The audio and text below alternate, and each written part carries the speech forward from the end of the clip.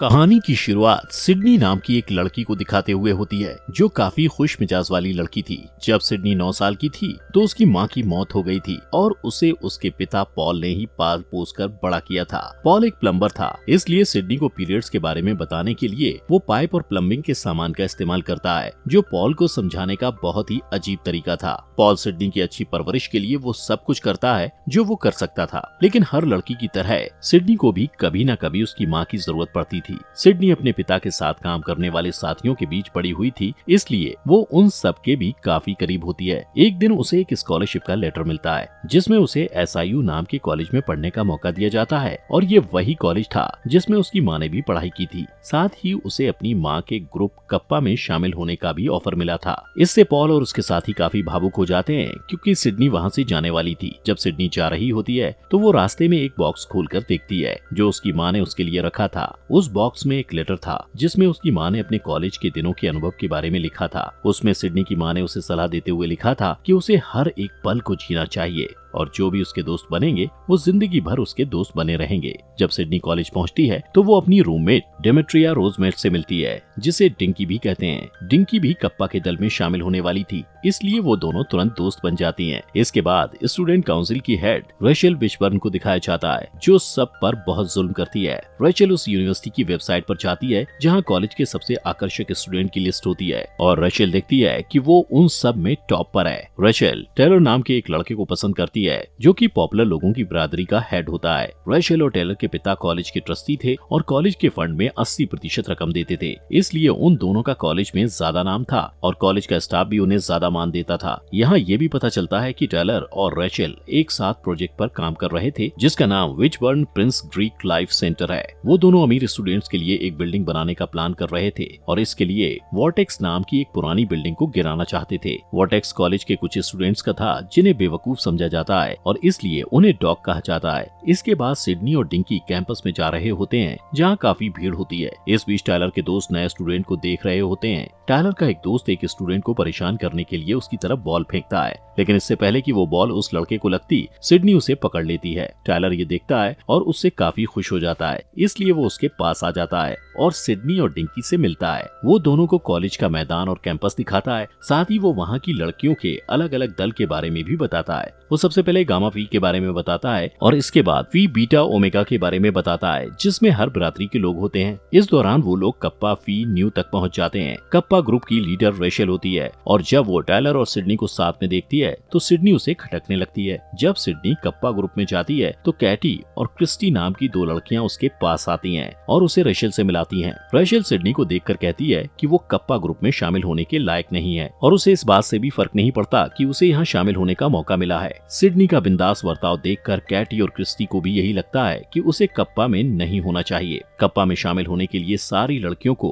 कुछ टास्क दिया जाने वाला था और क्योंकि सिडनी को वहाँ कोई पसंद नहीं करता था, इसलिए उसे सारे टास्क अकेले ही पूरे करने होते हैं। यहाँ सिडनी को पता चलता है कि टायलर जल्द ही वहाँ का मुकदमेबाज बनने वाला है और रेचल सीनेट की सदस्य बनने वाली है, लेकिन इससे सिडनी को कोई फर्क नहीं पड़ता है। इसके बाद आधी रात को रेचल अपने ग्रुप के साथ नए स्टूडेंट्स के कमरे में जाती है और सारी लड़कियों को उठाकर उन्हें उनका पहला टास्क देती है, जिसमें वो कहती है कि उन लोगों को इसी वक्त किसी लड़के को डेट के लिए पूछना होगा। वो लड़कियों को मेकअप करने, ब्रश करने और अपने बाल ठीक करने से भी मना कर देती है और कहती है कि उन्हें अपने डेट के साथ 15 मिनट के अंदर स्टेट स्ट्रीट डिनर पर आकर उससे मिलना होगा। अब इससे सिडनी काफी उलझन में होती है और किसी लड़के को ढूंढने लगती है। बहुत ढूंढने के बाद उसे लेनी नाम का एक लड़का मिलता है जो किताबी कीड़ा होता है। वो उसे उसके साथ डेट पर जाने के लिए पूछती है और इससे पहले कि लेनी जवाब देता, वो उसे तुरंत लेकर रेचल के बताए हुए पते पर टाइम से पहले पहुंच जाती है। इसके बाद रेचल उसे दूसरा टास्क देते हुए कहती है कि उसे लेनी को छोड़ना होगा। सिडनी कहती है कि वो ऐसा नहीं करेगी क्योंकि लेनी एक अच्छा लड़का है। रेचल उसे लेनी और कप्पा ग्रुप के बीच किसी एक को चुनने के लिए कहती है, इसलिए सिडनी को उसकी बात माननी पड़ती है। इस बीच लेनी बाथरूम जाता है और जब वो वापस आता है तो वहाँ पर कोई और नहीं होता है। यहाँ उसके साथ और भी बुरा होता है क्योंकि उसे ही सारा बिल चुकाना पड़ता है। सिडनी की परवरिश कुछ ऐसे हुई थी जिससे वो सारे टेस्ट को बाकी लड़कियों से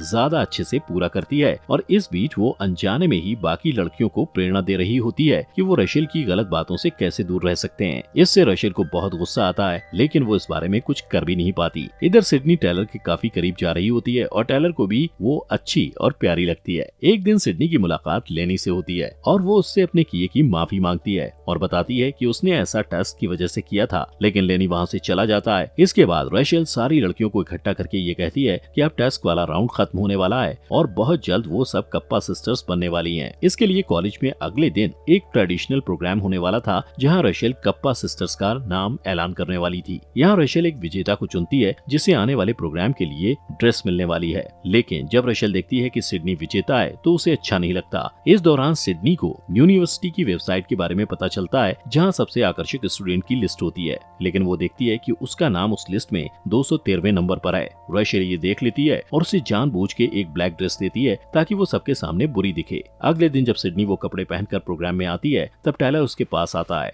और वो उसके लुक की तारीफ करता है और उसे डांस करने के लिए कहता है। जल्दी ही रशेल एक एक करके कप्पा सिस्टर्स का नाम ऐलान करती है और उन्हें उनके बैच पहनाती है, लेकिन जैसे ही सिडनी की बारी आती है तो वो बेकार का बहाना करके सिडनी को कप्पा ग्रुप से बाहर कर देती है। उसकी बेइज्जती करने के लिए वो सबको बताती है कि सिडनी के पिता एक प्लम्बर हैं और साथ ही वो उसकी ड्रेस भी वापस मांगती है। सिडनी को गुस्सा आता है, इसलिए वो सबके सामने अपनी ड्रेस निकालकर फेंक देती है और वहाँ से निकल जाती है। इसके बाद सिडनी तेज बारिश में बाहर बैठकर भीग रही होती है। तब लेनी और उसके दोस्त उसके पास आते हैं और उसे अपने घर पर रहने के लिए कहते हैं। इसके बाद लेनी सिडनी को अपने सारे दोस्तों से मिलवाता है। वो सबसे पहले उसे टेरेंस से मिलाता है, जो बहुत होशियार होता है। स्पैंकी बहुत शर्मीला होता है। जॉर्ज बच्चों की तरह बर्ताव करता है। बिली को हवाई यात्रा की वजह से थकान हो गई होती है और जेरेमी को लड़कियां पसंद होती हैं। पूरा कॉलेज इन लोगों को बेवकूफ समझता है, लेकिन वो लोग ऐसे नहीं होते हैं और वो सिडनी का अपने वॉर्टेक्स में स्वागत करते हैं। जल्दी सिडनी उनके टूटे फूटे घर में रहने लगती है और उन सबके काफी करीब हो जाती है। एक दिन वो सबसे कहती है कि वॉर्टेक्स को रिपेयर करने की जरूरत है, लेकिन सब लोग उस बात को नजरअंदाज करने की कोशिश करते हैं क्योंकि वो लोग रशेल से डरते हैं। इधर रशेल जब सिडनी का नाम सबसे आकर्षक स्टूडेंट्स की लिस्ट में दूसरे नंबर पर देखती है तो बहुत गुस्सा हो जाती है। जल्द ही कॉलेज में चुनाव होने वाला होता है और इसलिए सिडनी अपने सभी दोस्तों के लिए चुनाव का फॉर्म लेकर आती है और उन्हें चुनाव लड़ने के लिए उस फॉर्म को भरने के लिए कहती है, लेकिन सब मना कर देते हैं। उनके पास रिजर्वेशन होता है और इसके बाद सिडनी सबके अंदर विश्वास जगाने के लिए उन्हें एक भाषण देती है और उन्हें मना लेती है। इसके बाद सब लोग चुनाव के लिए पर्चे तैयार करते हैं और एक स्टॉल बनाते हैं, जहां वो सबको अपने चुनाव में खड़े होने के मकसद के बारे में बताते हैं, जिसे टेरेंस लीड करता है। वो लोग वॉर्टेक्स को रिपेयर करके बाकी ग्रुप को भी सुधारना चाहते थे,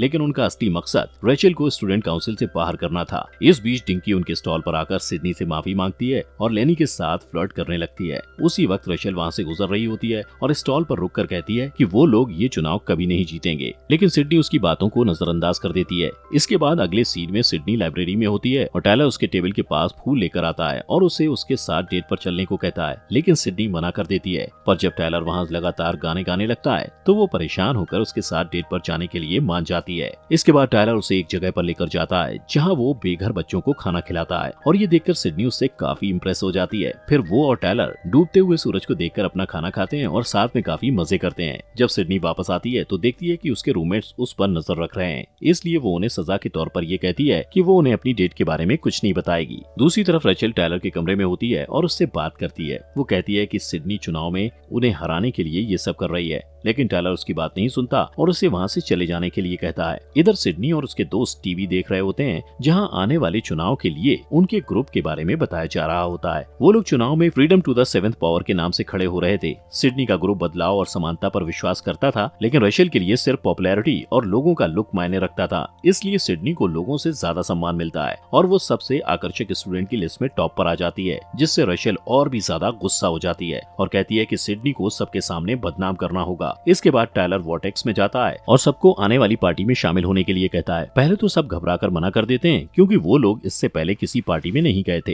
लेकिन टायलर जब उन्हें मनाता है तो वो लोग मान जाते हैं। पार्टी में सब लोग मजे कर रहे होते हैं, लेकिन तभी रशेल वहाँ आ जाती है और लड़कों को कपड़े उतारने को कहती है और सारे लड़के नंगे खड़े होते हैं। रशेल सिडनी को बताती है कि टेरेंस चुनाव नहीं लड़ सकता क्योंकि वो 6 साल पहले ही ग्रेजुएट हो चुका है और वो यहाँ इसलिए है ताकि वो यहाँ से और भी कुछ सीख सके। वो सिडनी को अपने और टायलर के उस प्रोजेक्ट के बारे में भी बताती आती है जिसमें वो लोग वॉर्टेक्स को गिराना चाहते हैं। ये सुनने के बाद सिडनी दुखी होकर वहाँ से चली जाती है और टायलर को कुछ कहने को मौका भी नहीं देती है। अब यहाँ उनके साथ और बुरा होता है जब पता चलता है कि सिटी बोर्ड ऑफ हेल्थ यानी शहर के हेल्थ डिपार्टमेंट ने वॉर्टेक्स को खाली करने का ऑर्डर दिया है। सब लोग इस बात को लेकर सिडनी से नाराज हो जाते हैं और कहते हैं कि सिडनी के आने से पहले उनकी जिंदगी ज्यादा अच्छी थी। सिडनी के जो दोस्त थे वे उस पर गुस्सा होते हैं। अगले दिन डॉक्स अपना सामान बांधते हैं और उस जगह से चले जाते हैं। इस बीच सिडनी के पिता पॉल वहाँ उससे मिलने आते हैं और सिडनी उन्हें सारी बातें बताती है, जिसके बाद वो सिडनी को समझाते हैं और कहते हैं कि उन्हें उस पर गर्व है और उसकी माँ सिर्फ कप्पा की मेंबर नहीं थी बल्कि उससे भी बढ़कर थी। अगले दिन सिडनी नई उम्मीद के साथ डॉक्स के पास जाती है और उन्हें चुनाव में फिर से खड़े होने के लिए बढ़ावा देती है। पहले तो सब लोग ये सब करने से पीछे हट जाते हैं, लेकिन जब सिडनी कहती है कि उन्हें रचल के जुल्म को खत्म करने के लिए लड़ना होगा तो वो लोग मोटिवेट हो जाते हैं। वो लोग चुनाव की तैयारी करते हैं और सिडनी नई प्रेसिडेंट बनने के लिए चुनाव लड़ने का फैसला करती है। अब वो लोग चुनाव के लिए इंटरनेट के जरिए अपनी टीम का प्रचार करते हैं, जिससे रचल का आत्मविश्वास कम हो जाता है।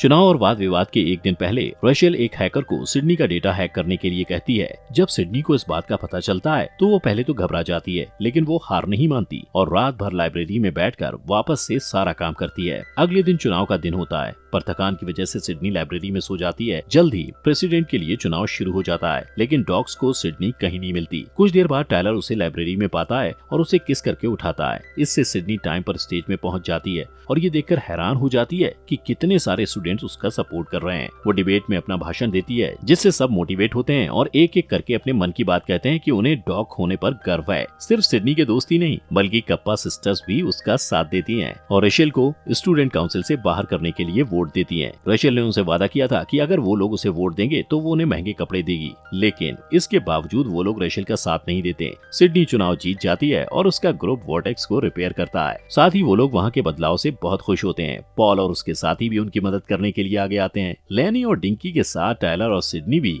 एक दूसरे को डेट करना शुरू कर देते हैं और जॉर्ज को एक खूबसूरत चीयर लीडर प्रपोज कर देती है। इस बीच टेरेंस वहाँ अपनी महंगी कार लेकर आता है और बताता है कि उसने अपना नया और आकर्षक आइडिया $10 मिलियन में बेच दिया है और ये जानकर सब लोग हैरान हो जाते हैं। सिडनी की माँ ने जैसा कहा था वैसा होता है और अब सिडनी के पास उसके दोस्त होते हैं जिनके साथ वो पूरी जिंदगी बिताती है। दोस्तों, हमारे फॉक्स एक्सप्लेनर हिंदी चैनल को सब्सक्राइब करना ना भूलें।